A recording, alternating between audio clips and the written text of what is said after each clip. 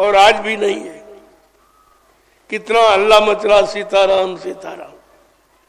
इनसे पूछो तुमने देखा सीताराम? जब तुमने देखा नहीं है, उनके काम को नहीं देखा, उनकी आवाज को नहीं सुना, उनके शरीर रूप रंग को नहीं देखा, तो बगैर देखे कोई रचना कर सकता? बगैर देखे कोई यानी बता सकता, समझा सकता? गोस्वामी जी महाराज ने इसी भ्रम को दूर करने के लिए उन्होंने स्पष्ट कहा, देखे बिन होए प्रतीति और बिन प्रतीत होए नहीं प्रीति। बिना देखे किसी से प्रेम होता ही नहीं। और इनसे पूछो तुम्हारा सीताराम से कैसे प्रेम होगा, तुमने तो देखा ही नहीं। और वो करोड़ों वर्ष की बात हो गई, एक युग बीच में छूट गया, द्वापर और त्रेता की चर्चा हो रही। क्या द्वापर खराब था? द्वापर वाली शक्ति से इनसे करोड़ों गुना बड़ी थी। ये तो 16 कलाते आए थे राम, और द्वापर में कृष्ण आए 64 कलाओं से। कितने गुना बड़ी शक्ति, उसका जिक्र नहीं। और ये पीछे की बात करने लगे। इनसे पूछा जाए भाई सीताराम तो त्रेता में आए थे, द्वापर को क्यों छोड़ दिया? इन्होंने तो 14 वर्ष के बाद कुछ काम कर पाए, और कृष्ण ने तो 18 दिन में महाभारत करा दिया। इतनी बड़ी शक्ति थी, उसकी कोई चर्चा नहीं। ऐसे ये अज्ञानी है।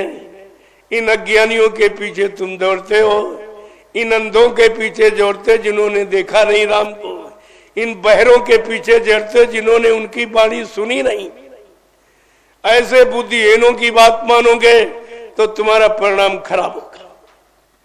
मैंने स्पष्ट कहा, अगर 24 का चुनाव हुआ तो भारत की जनता के चिथड़े उड़ जाएंगे, चिथड़े।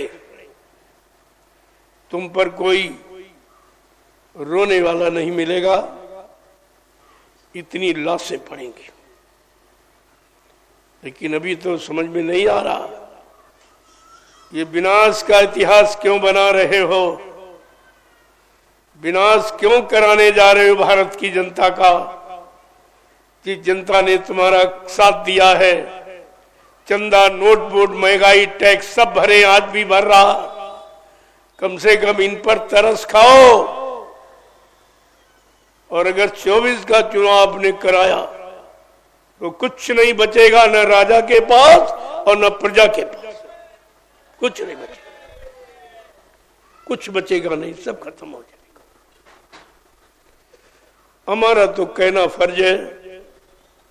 मैं तो अभी प्रार्थना कर रहा हूं इनसे कि अपनी जनता पर तरस खाओ, जो तुम्हारे पीछे दौड़ रही है, तुमको अपना राजा भगवान मान रही है। अरे जनता पर तरस खाओ। इसे महंगाई, टैक्स, गरीबी की आग में क्यों झोंकने जा रहे हो? इसका क्या तुम्हारा नाम होगा या जनता का काम हो?